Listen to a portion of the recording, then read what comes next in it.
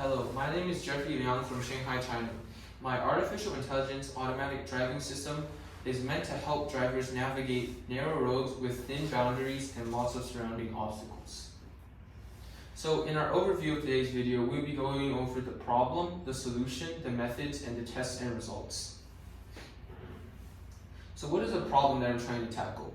Well, in urban cities like Shanghai, there are many narrow roads, and inside these places, there's many parked cars, people passing by, other obstacles, and all of these things make it difficult for drivers to decide how to navigate these scenarios. And so, given these scenarios, plus the visibility from the driver's seat, there are often blind spots or accidents that occur from this.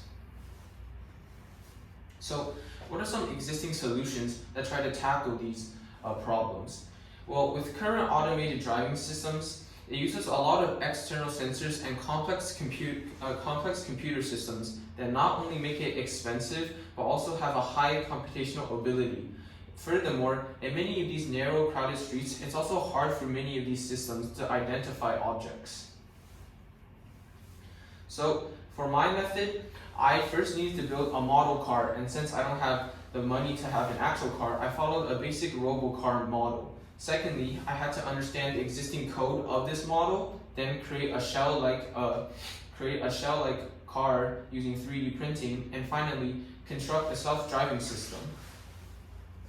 The framework for this system is following as, firstly, it has to be able to detect vehicles and pedestrians through video detection. It has to be able to detect distance and also how far the object is or where it is using ultrasound and infrared sensors. And it also needs to be able to combine a single computer board and neural stick to provide enough computational ability for video detection to run smoothly. Using these modes of detection, this will ultimately help the driver logically assist them to make the right decision.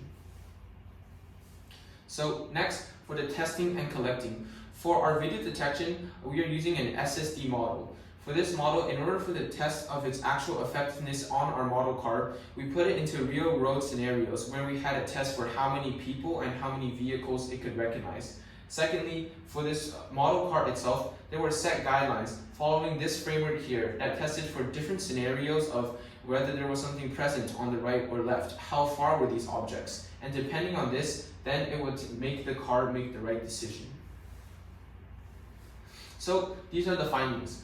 By putting our SSD model into a real given scenario, we can see that for people that needed to be detected or cars that needed to be detected, meaning that they were very close or in front of our car, they see that it had a high accuracy of detecting and classifying these people and these cars.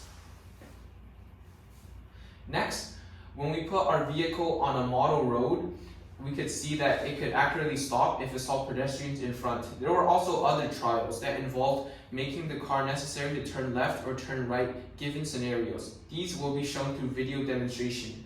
And in the middle here, you can also see the detection for people. So, discussions. What were some problems that arose during this project?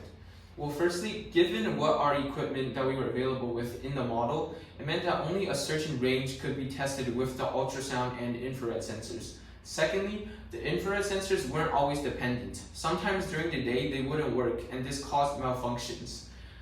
However, we overcame this by recording many of our trials during the night.